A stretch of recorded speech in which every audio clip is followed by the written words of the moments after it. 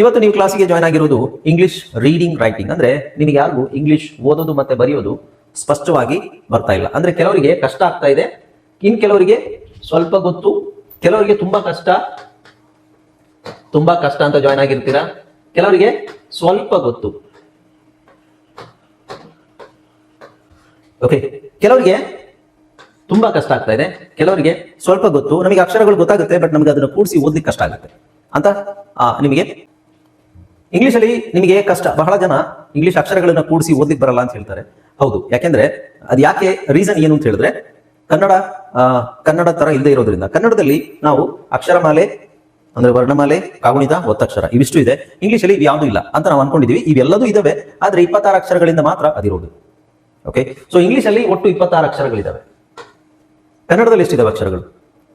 Hi friends, ಇದೊಂದು ವಿಶೇಷ ಸೂಚನೆ. ನಮ್ಮಲ್ಲಿ ಇದೀಗ ಆನ್ಲೈನ್ ಸ್ಪೋಕನ್ ಇಂಗ್ಲಿಷ್ ಕೋರ್ಸ್ನ ಹೊಸ ಬ್ಯಾಚ್ ಶುರುವಾಗಿದೆ. ನೀವು ಇನ್ಮೇಲೆ ಎಲ್ಲೂ ಹೊರಗಡೆ ಹೋಗಿ ಇಂಗ್ಲಿಷ್ ಕಲಿಯುವ ಅವಶ್ಯಕತೆ ಇಲ್ಲ. ಮನೆಯಲ್ಲೇ ಕೂತ್ಕೊಂಡು ಯಾವುದೇ ಟೆನ್ಷನ್ ಇಲ್ಲದೆ, ಏನು ಮುಗಿದಿರವಿಲ್ಲದೆ ಇಂಗ್ಲಿಷ್ ಮಾತಾಡೋದನ್ನ ಕಲಿಯಬಹುದು. ಸ್ನೇಹಿತರೆ, ಸ್ಪೋಕನ್ ಇಂಗ್ಲಿಷ್ ಮಾತ್ರ ಅಲ್ಲ, ನಿಮಗೆ ಇಂಗ್ಲಿಷ್ನ ಓದಲಿಕ್ಕೆ ಬರಲಿಕ್ಕೆ ಬರಲ್ಲ ಅಂತ ಇಟ್ಕೊಳ್ಳಿ. ಈಗ ಇಂಗ್ಲಿಷಲ್ಲಿ ನಿಮಗೆ ಓದಲಿಕ್ಕೆ ಬರಲಿಕ್ಕೆ ಬರಲ್ಲ, ಬರೀ ನಿಮಗೆ ABCD ಮಾತ್ರ ಗೊತ್ತು, ಅಥವಾ ABCD ಗೊತ್ತಿಲ್ಲ ಅಂತ ಇಟ್ಕೊಳ್ಳಿ. ಸೊ ABCD ಗೊತ್ತಿಲ್ಲ ಅಂತ ಪರವಾಗಿಲ್ಲ, ನಾವು ನಿಮಗೆ ಇಂಗ್ಲಿಷ್ನ ಬೇಸಿಕ್ ಇಂದನೇ ಓದಲಿಕ್ಕೆ ಮತ್ತೆ ಬರಲಿಕ್ಕೆ ಸಹ ಹೇಳ್ಕೊಡ್ತೀವಿ. ಅದು ಅಲ್ಲದೆ ನೀವು ಒಂದು ವೇಳೆ ಕನ್ನಡ ಬರಲ್ಲ ಅಂತ ಇಟ್ಕೊಳ್ಳಿ, ಕನ್ನಡನೂ ಹೇಳ್ಕೊಟ್ಟು ಕನ್ನಡದಿಂದ ಇಂಗ್ಲಿಷ್ನ ಹೇಗೆ ಓದೋದು, ಕನ್ನಡನೂ ನಾವು ಹೇಳ್ಕೊಟ್ಟು ಅದರ ಮೂಲಕ ಇಂಗ್ಲಿಷ್ನ ಹೇಗೆ ಕಲಿಯೋದು ಅನ್ನೋದನ್ನ ನಾವು ಈ ಕೋರ್ಸಲ್ಲಿ ಇನ್ಕ್ಲೂಡ್ ಮಾಡಿದ್ದೀವಿ. ಸ್ನೇಹಿತರೆ, ಈ ಕೋರ್ಸ್ನ ಚಿಕ್ಕ ಮಕ್ಕಳನ್ನು ಹೊರತುಪಡಿಸಿ ಬೇರೆ ಯಾರು ಬೇಕಾದ್ರೆ ಈ ಕೋರ್ಸ್ಗೆ ಜಾಯ್ನ್ ಆಗಬಹುದು. ನೀವು ಕೆಲಸಕ್ಕೆ ಹೋಗಿರ್ಬೋದು, ಮನೆಯಲ್ಲಿ ಇರ್ಬೋದು, ಅಥವಾ ನೀವು ಯಾವುದೋ ಒಂದು ಬಿಸ್ನೆಸ್ ಮಾಡ್ತಾ ಇರ್ಬೋದು. ಓಕೆ, ಸೊ ಯಾರು ಬೇಕಾದ್ರೂ ಈ ಕೋರ್ಸ್ನ ಜಾಯ್ನ್ ಆಗಬಹುದು. ಹಾಗಾದ್ರೆ ಸ್ನೇಹಿತರೆ, ತಡ ಯಾಕೆ? ಈ ಸ್ಪೋಕನ್ ಇಂಗ್ಲಿಷ್ ಕೋರ್ಸ್ ಮತ್ತು English basic reading and writing ಕೋರ್ಸ್ನ ಜಾಯ್ನ್ ಆಗಬೇಕು ಅಂತ ಆಸಕ್ತಿ ಇರೋರು ಈ ಕೂಡಲೇ ನಿಮ್ಮ ಫೋನ್ ತೆಗೆದುಕೊಳ್ಳಿ, ಹಾಗೂ ಇಲ್ಲಿ ಬರ್ತಿರುವಂತಹ ನಂಬರ್ಗೆ ಅಥವಾ ಕೆಳಗಡೆ ಬರ್ತಾ ಇರುವಂತಹ ನಂಬರ್ಗೆ ನೀವು ಕರೆ ಮಾಡತಕ್ಕದ್ದು, ಅಥವಾ ವಾಟ್ಸ್ಆಪ್ನಲ್ಲಿ ಸಂಪರ್ಕಿಸಿ ನಿಮ್ಮ ಹೆಸರನ್ನ ರಿಜಿಸ್ಟರ್. ಕ್ಯಾ ಅನ್ನೋ, ಈಗ ಕನ್ನಡದಲ್ಲಿ ಕ್ಯಾ ಅಂತ ಇದೆ. ಇದನ್ನ ಹೆಂಗೆ ಹೇಳ್ತೀರಾ? ಒಂದೇ ಅಕ್ಷರ ಅಂತ ಹೇಳ್ತೀರಾ, ಅಥವಾ ಯಾವ ತರ ಹೇಳ್ತೀರಾ? ಒತ್ತಕ್ಷರ ಅಂತ ಹೇಳ್ತೀರಾ? ಒಂದೇ ಅಕ್ಷರ ಅಂತ ಹೇಳ್ತೀರಾ, ಒತ್ತಕ್ಷರ ಅಂತ ಹೇಳ್ತೀರಾ? PI ಸೇರಿದಾಗ ಮಾತ್ರ P ಬರುತ್ತೆ ಹೊರತು ಬರೀ P ಅಂದಾಗ P ಅಲ್ಲ, PI ಬರಬೇಕು, ಅವಾಗ್ಲೇ P ಆಗೋದು. ಓಕೆ, ಸೊ ಇದರ ಅರ್ಥ ಏನು? ನಾವು ಇಷ್ಟು ದಿನ ABCD ಅಂತ ಕೂರ್ಸ ಟ್ರೈ ಮಾಡಿ ನೋಡ್ತಾ ಇದ್ವಿ, ಅದು ಸೆಟ್ ಆಗ್ತಾ ಇಲ್ಲ, ನಮಗೆ ಓದಕ್ಕಾಗ್ತಾ ಇಲ್ಲ ಅನ್ನೋ ಕಂಪ್ಲೇಂಟ್ ಇತ್ತು. ಈಗ ನೀವು ಮಾಡ್ಬೇಕಾಗಿರೋದೇನು? C ಉಚ್ಚಾರಣೆ ಕ, D ಉಚ್ಚಾರಣೆ ಡ. ಸೊ ಹಾಗಾಗಿ ನಾವು ಮಾಡ್ಬೇಕಾಗಿರೋದು ಇಷ್ಟೇನೆ, ಈ ಅಕ್ಷರಗಳನ್ನ ನಾವು ಯಾವ ತರ ನೋಡ್ಬೇಕು.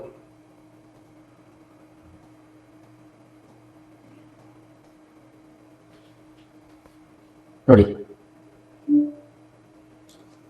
ಈಗ ನಾವು ಕಲಿತಾ ಇದ್ದದ್ದು ಇಲ್ಲಿ ನೋಡಿ, ABCD ನಾವು ABCDEFGH ಈ ತರ ನಾವು ಕಲಿತಾ ಇದ್ವಿ.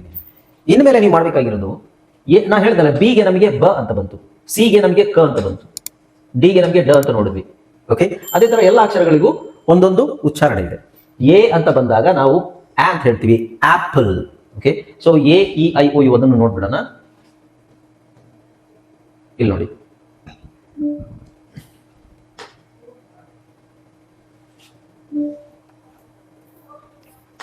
ಇಲ್ಲಿ ಆಪಲ್ ಅಂತ ಒಂದು ಪದ ಇದೆ.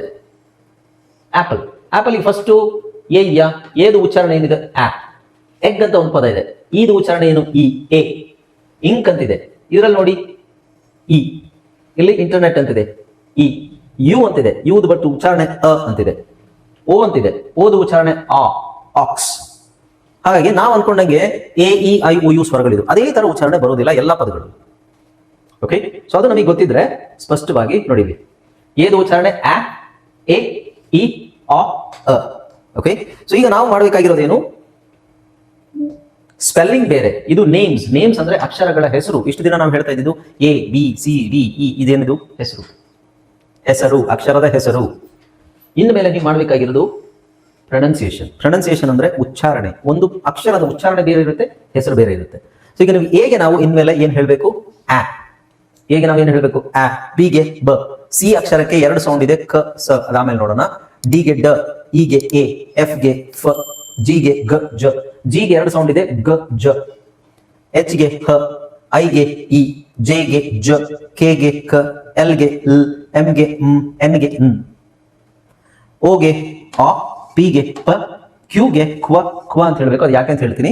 R ಗೆ ರ್, S ಗೆ ಸ್, T ಗೆ ಟ, U ಗೆ ಅ.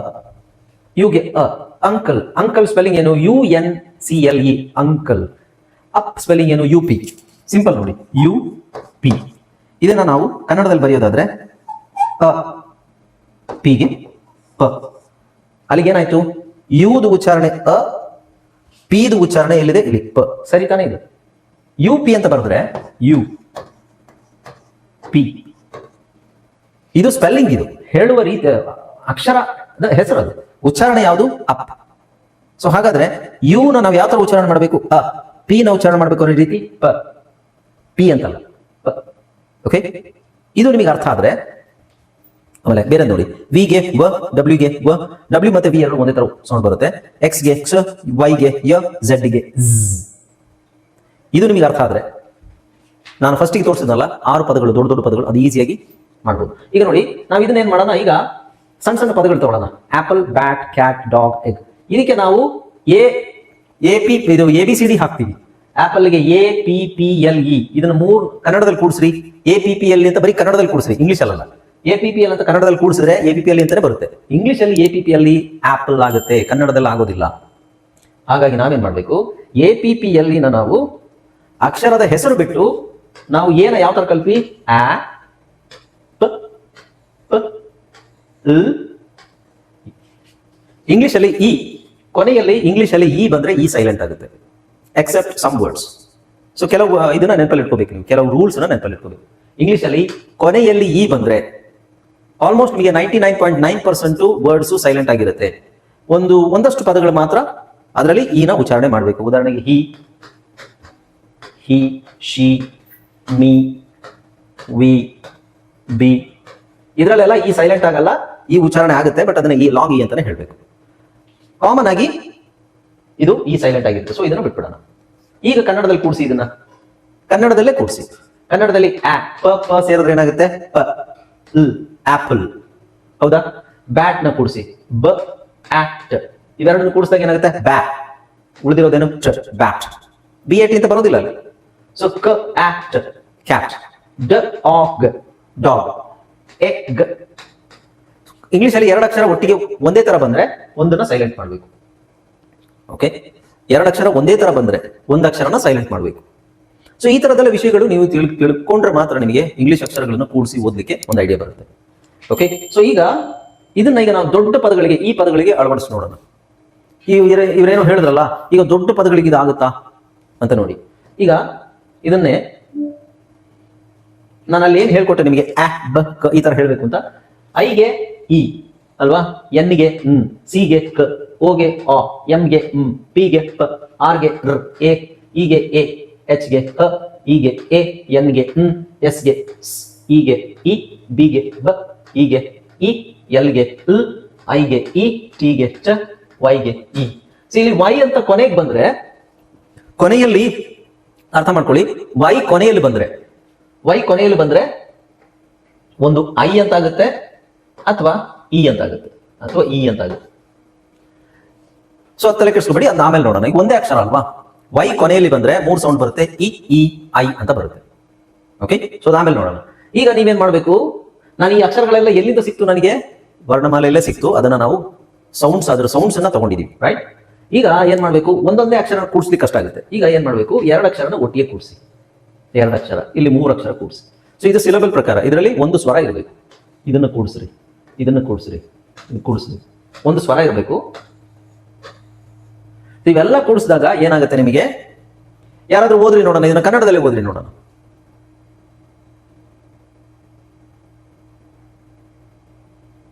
ಕನ್ನಡದಲ್ಲೇ ಓದ್ರಿ ಇದನ್ನ.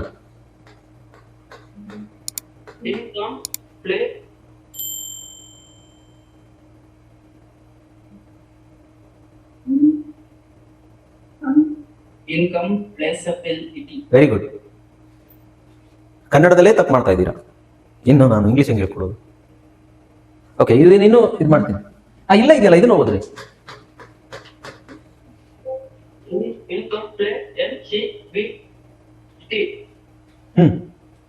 ಬೇರೆ ಯಾರಾದ್ರೂ ಟ್ರೈ ಮಾಡ್ರಿ.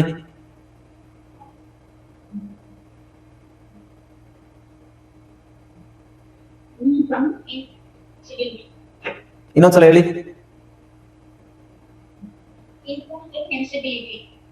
ಯಾರು ಹೇಳಿದ್ದದು? ಗೀತಾ. ಗೀತಾ, ಈ ಪದ ನಿಮಗೆ ಮೊದಲೇ ಓದಕ್ ಬರ್ತಿತ್ತಾ? ನೋ. ಈಗ ಈ ಪದನ ನೀವು ನೋಡಿ, ಕನ್ನಡದ ಸಹಾಯದಿಂದ ನೀವು ಅದನ್ನು ಓದಿದ್ರಿ. ಇದನ್ನ 2 ದಿನ ಪ್ರಾಕ್ಟೀಸ್ ಮಾಡಿದ್ರು ಸಾಕು, ನಿಮಗೆ ಇದು ಈಸಿಯಾಗಿ ಬಂದ್ಬಿಡುತ್ತೆ. 26 ಅಕ್ಷರಗಳ 28 ಸೌಂಡ್ಸ್ ಏನಿದೆ ಇದು ಇದು ಆ ಬ ಕ ಡ ಅಂತ ಇದೆಯಲ್ವಾ, ಇದನ್ನ ನೀವು 2 ದಿನ ಪ್ರಾಕ್ಟೀಸ್ ಮಾಡಿದ್ರೆ ಇವೆಲ್ಲ ಪದ ಈಸಿಯಾಗಿ ಓದ್ಬೋದು.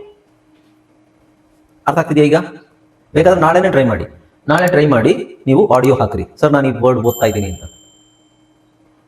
ಸೊ ಈಗ ಇನ್ಕಾಂಪ್ರಿಹೆನ್ಸಿಬಿಲಿಟಿ ಅಷ್ಟೇ. ಅದೇ ತರ ಈ ಪದನ ಹೆಂಗ್ ಓದ್ತೀರಾ ನೋಡ, ಕನ್ನಡದಲ್ಲೇ ಬರ್ದಿದ್ದೀನಿ, ಕನ್ನಡದಲ್ಲೇ ಓದ್ರಿ, ಅದೇ ಇಂಗ್ಲಿಷ್ ಪ್ರೊನೌನ್ಸಿಯೇಷನ್.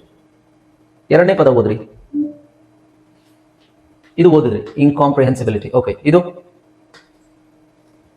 ಇಂಗ್ಲಿಷ್ ಅನ್ನ ಕನ್ನಡದಲ್ಲಿ ಬರೆದಾಗ ಓದಕ್ಕೆ ಸ್ವಲ್ಪ ಕಷ್ಟ ಆಗುತ್ತೆ, ಆದ್ರೆ ಕನ್ನಡ ಸ್ಪಷ್ಟವಾಗಿ 100% ಓದಕ್ಕೆ ಬರೋರಿಗೆ ಇದು ಈಸಿ ಆಗುತ್ತೆ. ಇದನ್ನ ಓದ್ರಿ ಯಾರಾದ್ರು.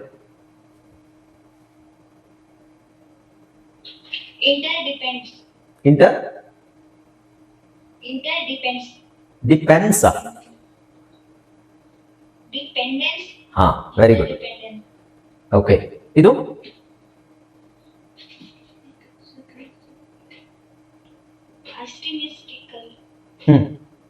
ಇನ್ನೊಂದ್ಸಲ ಹೇಳಿ. ಆಪ್ಟಿ. ಓಕೆ, ಸೊ ಇದನ್ನ ಕರೆಕ್ಟ್ ಕನ್ನಡದಲ್ಲಿ ಓದಕ್ ಆಗ್ತಿದೆಯಲ್ವ ನಿಮಗೆ? ಈಗ ಇದನ್ನೇ ನೀವು ನಾನು ಪ್ರೊನೌನ್ಸಿಯೇಷನ್ ಹೇಳ್ಕೊಟ್ನಲ್ಲ, ಅಕ್ಷರಗಳ ಪ್ರೊನೌನ್ಸಿಯೇಷನ್ ಮುಖ್ಯ. ಇದು ಪ್ರೊನೌನ್ಸಿಯೇಷನ್ ಅಂತಿದೆಯಲ್ಲ, ಇದಿಷ್ಟನ್ನ 26 ಸೌಂಡ್ಸ್ ಏನಿದೆ, 26 ಅಕ್ಷರಗಳು ನಾವು ಕನ್ನಡದಲ್ಲಿ ಇಂಗ್ಲಿಷಲ್ಲಿ ಪ್ರಾಕ್ಟೀಸ್ ಮಾಡಿದ್ವಿ. ಎ ಬಿ ಸಿ ಡಿ ಅಂತ ನಾವು ಪ್ರಾಕ್ಟೀಸ್ ಮಾಡಿದ್ವಿ. ಅದು ಬಿಟ್ಟು ನೀವು ಅ ಬ ಕ್ ಡ ಎ ಫ ಗ ಹ ಇ ಜ ಕ ಲ್ ಮ್ ನ್ ಅಂತ ಪ್ರಾಕ್ಟೀಸ್ ಮಾಡಿದ್ರೆ ಈ ಪದಗಳನ್ನ ಈಸಿಯಾಗಿ ಓದ್ಬೋದು. ಈ ಪದಗಳಂತಲ್ಲ, ಇವೆಲ್ಲವು. ಅರ್ಥ ಆಯ್ತಾ? ನಾಳೆನೇ ನೀವು ಅದನ್ನ ಟ್ರೈ ಮಾಡಿ, ನಾಳೆ ಪ್ರಾಕ್ಟೀಸ್ ಮಾಡಿ. ನಾಳೆ ನೀವು ಪ್ರಾಕ್ಟೀಸ್ ಮಾಡಿ ಈ ಪದಗಳನ್ನು ನಿಮ್ಮ ಕೈಲಿ ಈಸಿಯಾಗಿ ಓದಕ್ಕಾಗುತ್ತಾ ಅಂತ ಕೂಡಿಸ್ಬೇಕು. ಅಂದ್ರೆ ಹಂಗೆ ಓದಕ್ಕಾಗೋದಿಲ್ಲ, ಸ್ವಲ್ಪ ಕಷ್ಟ ಆಗುತ್ತೆ, ಕೂಡಿಸ್ಬೇಕಲ್ವಾ, ಕೂಡಿಸ್ತಾ ಓದ್ಬೇಕು. ಈ ತರ ನಾವು ಒಂದೇ ಸಲ ಓದಕ್ಕಾಗೋದಿಲ್ಲ, ಈ ತರ ಕೂಡಿಸ್ಬೇಕು. ಫಸ್ಟ್ ಹಿಂಗೆ ಹಾಕೊಳ್ಳಿ, ಹಿಂಗೆ ಹಾಕೊಂಡು ಆಮೇಲೆ 2-3 ಅಕ್ಷರಗಳಿಗೆ ಒಂದರಲ್ಲಿ ಒಂದು ಸ್ವರ ಇರಬೇಕು. A E I O U ಯಾವ್ದಾದ್ರು ಇರಬೇಕು. ಇಲ್ಲಿ ಐ ಇದೆ, ಇಲ್ಲಿ ಓ ಇದೆ, ಇಲ್ಲಿ ಇ ಇದೆ, ಇ ಇದೆ, ಐ ಇದೆ, ಇ ಇದೆ, ಐ ವೈ ಬಿಡಿಸ್ಕೊಳ್ಳೋದು ಈ ತರ. ಇದನ್ನ ನಾವು ಸಿಲೆಬಲ್ ಅಂತ ಹೇಳ್ತೀವಿ. ಓಕೆ, ಇಂಗ್ಲಿಷಲ್ಲಿ ನಿಮಗೆ ಈ ತರ ಪ್ರಾಕ್ಟೀಸ್ ಮಾಡಿದ್ರೆ, ಇಷ್ಟು ಮಾಡಿದ್ರೆ ಸಾಕು, ನೀವು 70% ಇಂಗ್ಲಿಷ್ ನಿಮಗೆ ಬಂದ ಹಾಗೆ. ಯಾಕಂದ್ರೆ ಇಷ್ಟು ದೊಡ್ಡ ಪದನೇ ನೀವು ಸಿಂಪಲ್ ಆಗಿ ಓದ್ತಾ ಇದೀರಲ್ವ. ಈಗ ಈ ಮೆಥಡ್ ಯೂಸ್ ಮಾಡಿದ್ರೆ 70% ಇಂಗ್ಲಿಷ್ ಇಂಗ್ಲಿಷ್ ಪದಗಳನ್ನು ಓದ್ಬೋದು. ಇದೇ ನಿಮಗೆ 1 ವಾರ ಸಾಕು ಅಲ್ವಾ? ಆ ಬ ಕ ಡ ಗ ಲ್ ಮ್ ನ್ ಈ ತರ ಓದಿ ಪ್ರಾಕ್ಟೀಸ್ ಮಾಡ್ಲಿಕ್ಕೆ 1 ವಾರ ಸಾಕು. 1 ವಾರ ಬೇಡ, ಒಂದು 2-3 ದಿನದಲ್ಲಿ ಮಾಡ್ಬೋದು. ಅದನ್ನ 3 ದಿನದಲ್ಲಿ ನೀವು ಕರೆಕ್ಟಾಗಿ ಕೂತ್ಕೊಂಡು ಮಾಡಿದ್ರೆ 3 ದಿನದಲ್ಲಿ ನಾನು ಕೊಡೋ 70% ಪದಗಳನ್ನು ನೀವು ಓದ್ಬೋದು. ಓಕೆ, ಯಾವ ಮೆಥಡ್ ಅಲ್ಲಿ ಈ ತರ ಕೂಡಿಸ್ತಾ ಹೋಗ್ಬೇಕು. 3 ದಿನದಲ್ಲೇ ನೀವು 70% ಇಂಗ್ಲಿಷ್ ಕಂಪ್ಲೀಟ್ ಆಗಿ ಓದ್ತೀರಾ. ಆದ್ರೆ 30% ಇದೆಯಲ್ವಾ, 30% ಓದಲಿಕ್ಕೆ ನಿಮಗೆ 6 ತಿಂಗಳು ಬೇಕು. 30% ಇಂಗ್ಲಿಷ್ ಕಲಿಯಕ್ಕೆ 6 ತಿಂಗಳು ಸಮಯ ಬೇಕೇ ಬೇಕು. 70% ಇಂಗ್ಲಿಷ್ ಓದಕ್ಕೆ 3 ದಿನ ಸಾಕು, ಅಥವಾ 6 ದಿನನೇ ತಗೊಳ್ಳಿ. 30% ಇಂಗ್ಲಿಷನ್ನ ಕಲೀಲಿಕ್ಕೆ ನಮಗೆ 6 ಮಂತ್ಸ್ ಬೇಕು. ಅರ್ಥ ಆಯ್ತಾ? ಇಷ್ಟೇ ವ್ಯತ್ಯಾಸ. ಅಂದ್ರೆ ಈ 30% ಅಲ್ಲಿ ಅಂಥದ್ದು ಏನಿದೆ ಅಂತ ಕೇಳಿದ್ರೆ, 30% ಅಲ್ಲಿ ಬಹಳ ವಿಷಯಗಳಿದ್ದಾವೆ. ಕನ್ನಡದಲ್ಲಿ ಅನ್ಕೊಂಡಂಗಲ್ಲ, ಇಂಗ್ಲಿಷಲ್ಲಿ ತುಂಬಾ ಕನ್ಫ್ಯೂಸಿಂಗ್ ವರ್ಡ್ಸ್ ಇದೆ, ಕನ್ಫ್ಯೂಸಿಂಗ್ ಕಾಂಬಿನೇಷನ್ಸ್ ಇದೆ, ಕನ್ಫ್ಯೂಸಿಂಗ್ ಸೌಂಡ್ಸ್ ಇದಾವೆ. ನಾವು ಅನ್ಕೊಂಡಂಗೆ ಸೌಂಡ್ ಇರೋದಿಲ್ಲ. ಅಕ್ಷರ ನೋಡಕ್ ಒಂಥರ ಇರುತ್ತೆ, ಆದ್ರೆ ಅದರ ಉಚ್ಚಾರಣೆನೇ ಬೇರೆ ಇರುತ್ತೆ. ಇನ್ಫ್ಯಾಕ್ಟ್ ಎ ಅನ್ನೋ ಅಕ್ಷರಕ್ಕೆ 8 ತರದ ಸೌಂಡ್ ಇದೆ, ಓ ಅನ್ನೋ ಅಕ್ಷರಕ್ಕೆ 11 ತರದ ಸೌಂಡ್ಸ್ ಇದೆ. ನಾವು ಎ ಅನ್ನೋ ಅಕ್ಷರ ನಾನು ಇವಾಗ ಏನ್ ಹೇಳಿದೆ, ಆ ಅಂತ ಹೇಳಿ ಅಂತ ಹೇಳಿದೆ, ಬಟ್ ಆ ನಿಮಗೆ ಬರೋದು 70% ಮಾತ್ರ. ಓಕೆ, ಇನ್ನು 30% ನಿಮಗೆ ಬೇರೆ ಸೌಂಡ್ಸ್ ಬರುತ್ತೆ. ಎ ಅಂತಾನೆ ಬರುತ್ತೆ, ಎ ಕೆಲವು ಸಲ ಆ ಅಂತ ಆಗುತ್ತೆ, ಎ ಕೆಲವು ಸಲ ಅ ಆಗುತ್ತೆ, ಕೆಲವು ಸಲ ಎ ಆಗುತ್ತೆ. ಅದೆಲ್ಲ 30% ಒಳಗೆ ಗೊತ್ತಾಗುತ್ತೆ ನಿಮಗೆ. ಅರ್ಥ ಆಯ್ತಾ? Any questions? ಈ ಪಾಠಕ್ಕೆ ಸಂಬಂಧಪಟ್ಟಿದ್ದು ಏನಾದ್ರು ನಿಮಗೆ ಏನಾದ್ರು ಡೌಟ್ ಇದ್ರೆ ಕೇಳ್ಬೋದು. ಪ್ರಶ್ನೆಗಳೇನಾದ್ರು ಇದ್ರೆ ಕೇಳಿ. ಯಾವುದು? ಏನಪ್ಪ? ಹೇಳಿ ಅಭಿಷೇಕ್.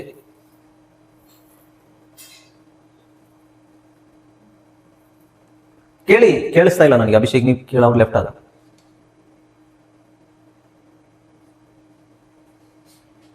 ಓಕೆ, ಅವರು ಡಬಲ್ ಜಿ, ನನಗನ್ಸುತ್ತೆ ಡಬಲ್ ಜಿ ಬಗ್ಗೆ ಕೇಳಿದ್ರು, ಡಬಲ್ ಜಿ ಯಾಕೆ ಬರುತ್ತೆ ಅಂತ.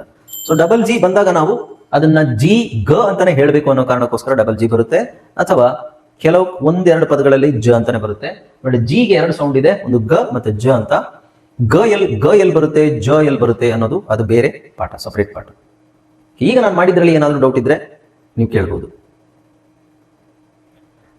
ಓಕೆ, ಸೊ ನಾನು ಸ್ವಲ್ಪ ನಿಧಾನಕ್ಕೆ ಪಾಠ ಮಾಡೋದು ಇವತ್ತು, ಯಾಕೆಂದ್ರೆ ಅರ್ಥ ಆಗ್ಬೇಕು ನಿಮಗೆ. ಬೇಸಿಕ್ ಅರ್ಥ ಆಗ್ಬಿಟ್ರೆ, ಇದಿಷ್ಟು ಅರ್ಥ ಆಗ್ಬಿಟ್ರೆ ನಿಮಗೆ 70% ಬಂದಂಗೆ. ನಾನು ಪ್ರಾಕ್ಟೀಸ್ ಮಾಡಿಸ್ತೀನಿ ನೆಕ್ಸ್ಟ್ ಕ್ಲಾಸಲ್ಲಿ.